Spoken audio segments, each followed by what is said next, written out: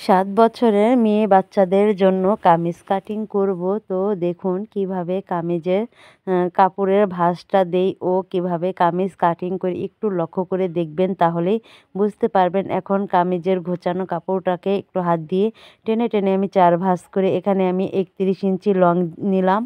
তো এখন আমি এখানে সোজা করে একটা দাগ টেনে নিব।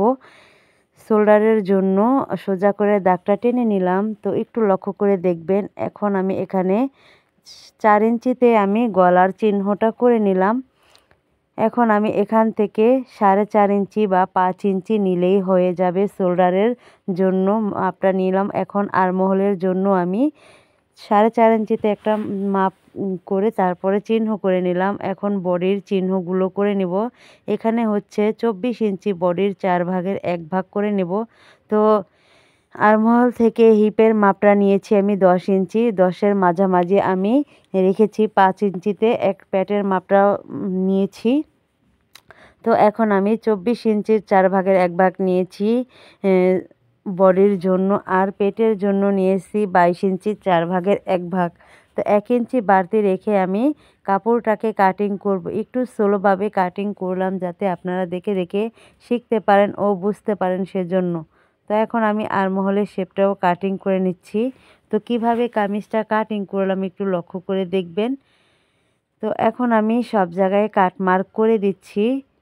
পেটের এখানে আর হিপের এখানে সব জায়গায় কাট মার্কগুলো খুবই প্রয়োজন, কারণ এটা একটা চিহ্ন। এটা দেখে দেখে সুন্দর করে আপনারা সেলাইটা করতে পারবেন, সেই অনুযায়ী রাউন্ডটা দিতে পারবেন। তো এখন সাইড থেকে আঁকাবাঁকা কাপড়গুলোকে কাটিং করে সোজা করে নিলাম। এখন আমি হাতা কাটিং করব। তো হাতাটা কাটিং করব, এখানে আমি 4টা ভাঁজ দিয়ে নিলাম, 2টা হাতা হবে।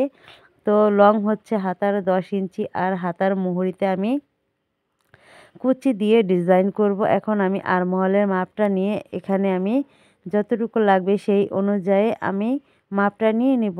তো এখন আমার এখানে লং হচ্ছে 10 ইঞ্চিতে, আর আমি 2.5 ইঞ্চি ডাউন দিয়ে হাতাটা কাটিং করে নিলাম। আঁকাবাঁকা কাপড়গুলোকে সুন্দর করে কাটিং করে নেব। তো ভিডিওটা যদি ভালো লাগে পেজটাকে ফলো দিয়ে পাশে থাকবেন। এখানে জোড়া ছিল, সেই জোড়াটা আমি ছাড়িয়ে নিচ্ছি। তো হাতা কাটিং হয়ে গেছে। এখন আমি হাতার মুহুরিতে কুচি দিয়ে ডিজাইন করব, সেজন্য আমি কাপড়টাকে দেখে নিলাম যে কুচিটা খুব সুন্দর একটু বেশি হবে কিনা।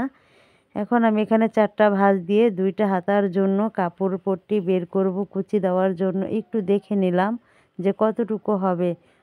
তো বেশি চওড়া দিলে আবার এই কুচিটা ভালো লাগে না। কুচির কাপড়টাকেও কাটিং করেছি। এখন আমি এখান থেকে 2টা পার্ট আলাদা করে নেব। তো আপনারা একটু লক্ষ্য করলেই বুঝতে পারবেন কিভাবে আমি কাপড়টা কাটিং করলাম। ইউটিউব চ্যানেল থেকে যদি ভিডিওটা দেখে থাকেন তাহলে ইউটিউব চ্যানেলটা সাবস্ক্রাইব করবেন, লাইক কমেন্ট শেয়ার করে ফলো দিয়ে পাশে থাকবেন।